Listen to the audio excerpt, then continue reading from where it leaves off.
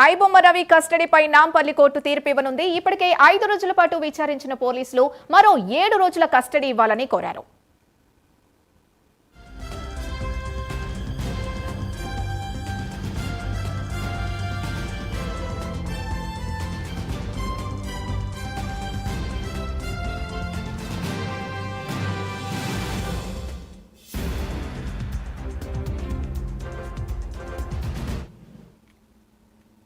కాయిబొమ్మ రవి విచారణకు సంబంధించి పూర్తి డీటెయిల్స్ మా కరెస్పాండెంట్ కుమార్ అందిస్తారు. కుమార్, ప్రస్తుతం విచారణ ఏ దశ వరకు వచ్చింది?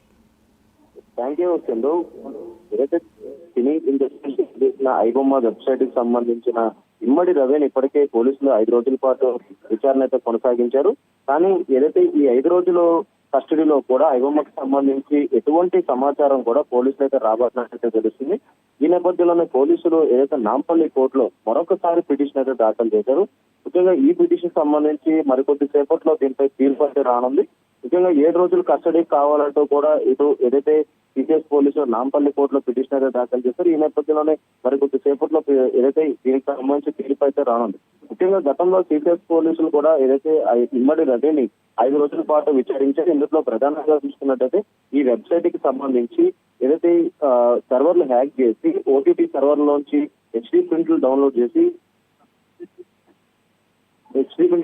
చేసి ఐబొమ్మ వెబ్సైట్ అయితే పెట్టడం జరిగింది. ఈ నేపథ్యంలోనే గతంలో హైదరాబాద్ కమిషనర్ గా ఉన్న సిబి ఆనంద్ ఏదైతే ఈ పరిస్థితికి సంబంధించి పూర్తిగా విచారణ చేపట్టి కొంతమందిని అదుపులోకి అయితే తీసుకున్నారు. ఆ తర్వాత వాళ్ళు ఇచ్చిన సమాచారం ప్రకారం ఇటు ఐబొమ్మ వెబ్సైట్ కి సంబంధించి ఇమ్మడి రవిని కూడా అదుపులోకి తీసుకునేందుకు 3 నెలల పాటు అతనిపై నిఘా పెట్టిన తర్వాత గత వారం రోజుల ముందు ఐబొమ్మ రవిని అయితే అరెస్ట్ చేశారు. ఆ తర్వాత కస్టడీకి తీసుకుని విచారించారు.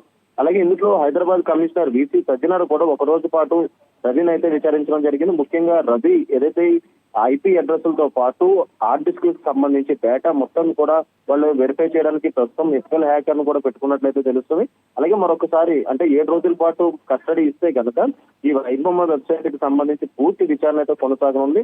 ముఖ్యంగా ఐపీ అడ్రస్ తో పాటు ఇటు బెట్టింగ్ యాప్స్ ప్రమోషన్స్ తో అమౌంట్ ఏదైతే వచ్చిందో దాన్ని ఏ విధంగా ఇటు క్రిప్టో కరెన్సీ కన్వర్ట్ చేశారో, అలాగే మరొక పక్క హవాలా రూపంలో ఏదైనా అమౌంట్స్ ముఖ్యంగా క్రిప్టో కరెన్సీ ద్వారా ఏమైనా లావాదేవీలు చేశారనే దానిపై విచారణ చేయాల్సిన అవసరం అయితే ఉంది.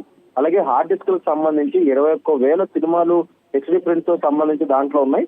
అలాగే మరొక పక్క కొన్ని పాస్వర్డ్స్, ఈమెయిల్ ఐడీస్ అన్ని కూడా రవి మాత్రం పోలీసులకు సమాచారం అయితే ఇవ్వట్లేదు. ఈ నేపథ్యంలో 7 రోజులు కస్టడీకి తీసుకొని ఖచ్చితంగా దీనిపై విచారిస్తే కనుక పైరసీకి సంబంధించి అంటే గతంలో ఉన్న ఐబొమ్మ పప్పం వెబ్సైట్లే కాకుండా ప్రెసెంట్ మూవీ రూల్స్ లాంటి వెబ్సైట్స్ ఇంకా రన్ అవుతున్నాయి.